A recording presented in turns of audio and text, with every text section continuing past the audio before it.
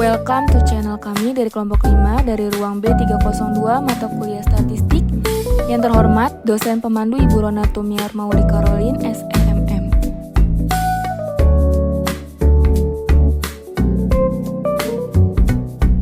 Sebelum masuk ke materi, berikut perkenalan kelompok. Yang pertama ada Divya Nandini, kedua ada Naufa Rizky Ramadan, ketiga Andra Ramadan Iwan Saputra, keempat Audrena Cecilia Amanda, kelima Arifin Ilham, keenam Golden Ramadan Putra Syarif, dan terakhir ada Cika Oktavian. Angka indeks. Angka indeks adalah angka yang menggambarkan perubahan relatif terhadap harga, kuantitas, atau nilai yang dibandingkan dengan tahun dasar. Tujuan pembuatan angka indeks adalah mengukur secara kuantitatif terjadinya perubahan dalam dua waktu yang berbeda. Di dalam membuat angka indeks diperlukan dua macam waktu, yaitu waktu dasar dan waktu yang bersangkutan. Waktu dasar adalah waktu di mana suatu kegiatan dipergunakan sebagai dasar perbandingan, sedangkan waktu yang bersangkutan ialah waktu di mana suatu kegiatan dibandingkan dengan kegiatan yang terjadi pada waktu dasar. Lalu salah satu contoh pentingnya angka indeks. Angka harapan hidup adalah indeks yang dipublikasikan oleh Badan Pusat Statistik setiap tahun untuk mengetahui harapan hidup masyarakat di Indonesia. Berdasarkan BPS, umur harapan hidup penduduk Indonesia saat lahir mencapai 71,85 pada tahun 2022. Angka ini mengalami kenaikan sebesar 0,28 tahun dibanding tahun 2021 yang tercatat sebesar 71,57 tahun. Peningkatan harapan hidup di Indonesia pada 2002 ini bisa menunjukkan bahwa hidup masyarakat yang kian membaik, meningkatnya pendidikan serta pendapatan per kapita, lalu serta perawatan ibu yang lebih baik. Selanjutnya, angka relatif sederhana. Indeks harga relatif sederhana adalah indeks yang terdiri dari satu macam barang saja, baik indeks produksi maupun indeks harga. Misalnya, indeks produksi beras, indeks harga ikan, dan sebagainya. Angka indeks relatif sederhana menunjukkan perkembangan harga relatif suatu barang dan jasa pada tahun berjalan dengan tahun dasar tanpa memberikan bobot terhadap kepentingan barang dan jasa. Angka indeks harga relatif sederhana. Angka indeks harga relatif sederhana menunjukkan perkembangan relatif suatu barang dan jasa pada tahun berjalan dengan tahun dasar tanpa memberikan bobot terhadap kepentingan barang dan jasa. Rumusnya yaitu I H 1.0 sama dengan HT dibagi H dikali 100. Selanjutnya, angka kuantitas relatif sederhana. Indeks kuantitas relatif sederhana dimaksudkan untuk melihat perkembangan kuantitas barang dan jasa pada tahun berjalan dengan tahun dasar tanpa memberikan bobot terhadap kepentingan barang dan jasa. Di sampingnya ini ada rumusnya, yaitu IK sama dengan KT kali 100 dibagi KO.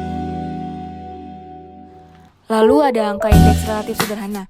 Angka indeks relatif sederhana menunjukkan perkembangan nilai atau harga dikalikan dengan kuantitas suatu barang dan jasa pada suatu periode dengan periode atau tahun dasarnya. Rumusnya yaitu ada IN dikurang FT dikali 100 dibagi FO, lalu dikurangin HTKT dikali 100 dibagi HO KO. Selanjutnya, angka indeks agregat sederhana. Indeks nilai agregat relatif sederhana menunjukkan perkembangan nilai atau harga dikalikan dengan kuantitas kelompok barang dan jasa pada suatu periode dengan periode atau tahun dasarnya. Angka indeks tertimbang. Angka indeks tertimbang atau weighted index. Indeks ini berbeda dengan indeks sederhana. Mengapa harus memberikan bobot yang berbeda terhadap setiap komponen? Mengapa menilai indeks harus diberikan bobot yang berbeda? Karena pada dasarnya setiap barang dan jasa bobot miliar berbeda mempunyai tingkat utilitas atau manfaat dan kepentingan yang berbeda. Rumus indeks tertimbang. IHT sama dengan sigma buka kurung PT kali W tutup kurung dibagi sigma buka kurung PO dikali W dikali 100. Untuk menghitung indeks tertimbang ada beberapa permasalahan, yaitu bagaimana bobot penimbang. Oleh sebab itu, ada beberapa rumus yang telah dikembangkan untuk menentukan nilai bobot sebagai penimbang rumus tersebut. Selanjutnya ada rumus Lapers. Ethan Lapers mengembangkan metode ini pada akhir abad 8 dalam menentukan sebuah indeks tertimbang dengan menggunakan bobot sebagai penimbang, yaitu periode dasar. Indeks tertimbang Lapers dirumuskan sebagai berikut. IL dikurang sigma HTKO dikali 100 dibagi sigma HOKO. Rumus Fisher. Fisher mencoba memperbaiki rumus Lapers dan Fitch. Menurut Fisher, indeks agregat adalah paduan dari kedua indeks dan merupakan akar dari tekanan sama dibandingkan kedua indeks yang lain, baik Lapers maupun Fitch. Didefinisikan sebagai rata-rata geometris dari indeks harga Lapers yang hanya menggunakan keranjang periode dasar dan indeks harga Fitch yang hanya menggunakan keranjang periode saat ini. Indeks harga Fitch adalah rata-rata geometris dari indeks harga Lapers dan Fitch. Rumus Fisher yaitu IF sama dengan IL dikali IP. IF itu adalah indeks Fisher, IL yaitu adalah indeks Lapers, lalu yang terakhir ada IP, indeks Fitch. Selanjutnya rumus Dробis. Indeks Dробis dipergunakan apabila nilai indeks Lapers dan indeks Fitch berbeda terlalu jauh. Indeks Dробis juga merupakan jalan tengah selain indeks Fisher. Indeks Dробis merupakan nilai rata-rata dari kedua indeks. Indeks Dробis dirumuskan sebagai berikut. ID sama dengan IL ditambah IP dibagi 2. Rumus Marshall-Edgerworth. Rumus Marshall-Edgerworth relatif berbeda dengan konsep Lapers dan Fitch. Marshall-Edgerworth menggunakan bobot berupa jumlah kuantitas pada tahun T dengan kuantitas pada tahun dasar. Pembobotan ini diharapkan akan mendapatkan nilai yang lebih baik. Rumusnya yaitu IME sama dengan sigma HT dibagi sigma HO, buka kurung KO ditambah KT, tutup kurung dibagi buka kurung KO ditambah KT dikali 100. Rumus Walsh. Indeks Walsh menggunakan pembobotan berupa akar dari perkalian kuantitas tahun berjalan dengan kuantitas tahun dasar. Rumus indeks Walsh yaitu sama dengan rumus Marshall-Edgerworth. Selanjutnya macam-macam indeks. Yang pertama ada indeks harga konsumen, kedua ada IHK dan pendapatan real, ketiga IHK dan penjualan yang diefisiensi, lalu yang terakhir ada IHK dan daya beli uang. Selanjutnya ada indeks harga konsumen. Indeks harga konsumen atau IHK merupakan indeks yang memperhatikan harga-harga yang harus dibayar konsumen baik di perkotaan maupun pedesaan. IHK merupakan dasar bagi perhitungan laju inflasi di Indonesia. Perhitungan IHK sejak tahun 1999 berdasarkan pada 249 sampai 353 komoditas dari 44 kota. Kelompok barang dalam IHK diperluas menjadi yang sebelumnya hanya 4 kelompok. Lalu ada rumus inflasi sama dengan IHKT dikurangi IHKT dikurang 1 dikali 100 lalu dibagi IHKT dikurang 1. Selanjutnya ada IHK dan pendapatan real. Pendapatan seseorang, perusahaan, atau negara secara nominal akan meningkatkan sepanjang tahun seseorang yang bergaji Rp500.000 tahun 1092 pada tahun 2006 menjadi Rp2.500.000. Gajinya meningkat 5 kali, namun demikian tidak selalu mendapatkan realnya, juga meningkatkan 5 kali karena harga-harga yang harus dibayar juga meningkatkan, seperti misalnya nasi sebungkus tahun 1992 masih Rp500, pada tahun 2006 sudah menjadi Rp15.000. Oleh sebab itu diperlukan pengetahuan tentang pendapatan rugi yang mencerminkan daya beli. Selanjutnya IHK dan penjualan yang defisiasi. Penjualan yang defisiasi penting untuk mengetahui kecenderungan penjualan real. Hal ini diperlukan karena mungkin nominal penjualan meningkat. Namun demikian, diingat bahwa harga bahan baku juga sudah meningkat. Contohnya seperti mobil untuk anak pada tahun 96, angkutannya pada tahun masih berkisar 30-40 juta. Namun sejak tahun 1098 sudah meningkat menjadi berkisar 70-80 juta rupiah. Oleh sebab itu, penjualan juga perlu diindeks dengan IHK untuk mengetahui penjualan real. Lalu di sini ada IHK dan penjualan yang didefisiasi. Rumusnya yaitu penjualan sama dengan penjualan aktual dibagi indeks harga yang sesuai lalu dikali 100. Selanjutnya IHK dan daya beli uang. IHK dan daya beli uang mempunyai berkaitan dengan daya beli real. Nilai nominal yang sama mempunyai daya beli yang berbeda berdasarkan waktu. Karena ada pengaruh dan kenaikan harga daya beli dirumuskan sebagai berikut, yaitu adalah daya beli sama dengan nominal rupiah dibagi IHK kemudian dikali 100. Lalu di sini selanjutnya ada indeks harga perdagangan pasar.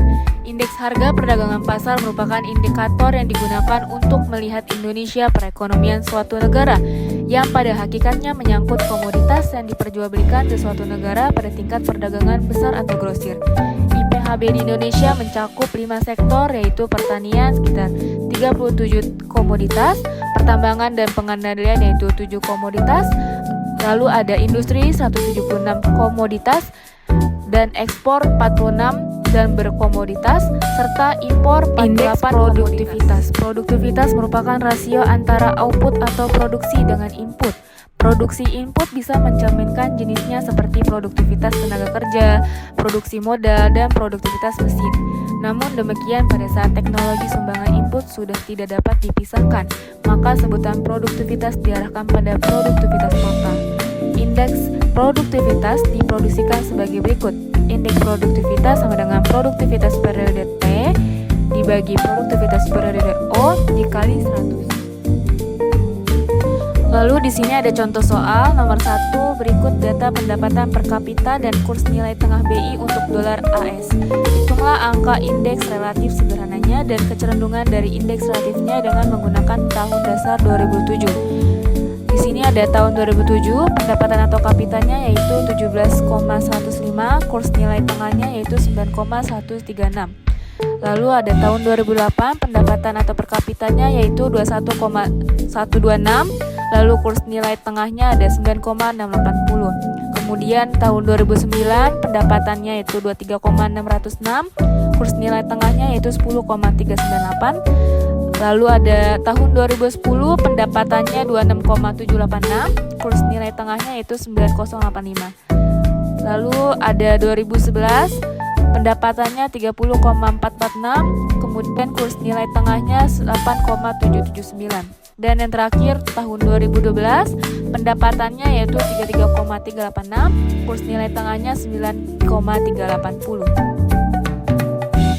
Penyesuaian IH sama dengan buka kurung HT dibagi HO dikali 100. Indeks pendapatan per kapita pada 2008 sama dengan 21,126 atau 17,105. Lalu ada indeks kurs nilai tengah 2008 sama dengan 9,689 atau 9,136. Indeks lengkapnya adalah sebagai berikut. Tahun 2007 pendapatannya yaitu 100, kurs nilai tengahnya 100.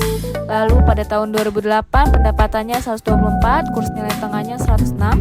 Tahun 2009 pendapatannya yaitu 138, kurs nilai tengahnya yaitu 114. Kemudian pada tahun 2010 pendapatan atau kapitanya 157, kurs nilai tengahnya yaitu 99. Lalu ada tahun 2011 pendapatan atau kapitanya 178, kurs nilai tengahnya 96. Dan yang terakhir tahun 2012 pendapatan atau kapitanya 195, lalu kurs nilai tengahnya 103. Lalu IH pendapatan per kapita pada tahun 2012 195 menunjukkan bahwa dari tahun 2007 sampai 2012 pendapatan per kapita naik 95%, sedangkan IH untuk nilai kurs pada tahun 2012 103 menunjukkan bahwa nilai tukar naik 3% selama 2007 sampai 2012. Kecenderungan atau tren mempunyai rumus sama dengan perubahan dan inflasi. Kecenderungan T-nya sama dengan buka kurung HT dikurang HO dibagi HO dikali 100 sama dengan 24%.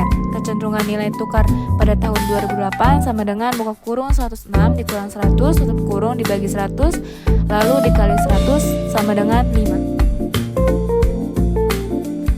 Kesimpulannya, di sini terdapat beberapa jenis angka indeks, termasuk indeks relatif sederhana, indeks agregat sederhana, dan indeks tertimbang, yang masing-masing memiliki kegunaannya sendiri. Indeks relatif sederhana berfokus pada satu barang atau jasa, sedangkan indeks agregat sederhana melibatkan beberapa barang tanpa pembobotan. Indeks tertimbang memberikan bobot barang atau jasa tertentu berdasarkan tingkat kepentingannya, sehingga memberikan hasil yang lebih akurat dalam mengukur perubahan ekonomi. Sekian pemahaman materi angka indeks dari kelompok 5. Terima kasih sudah menonton. Semoga ilmu yang telah kami berikan bermanfaat untuk semua kalangan.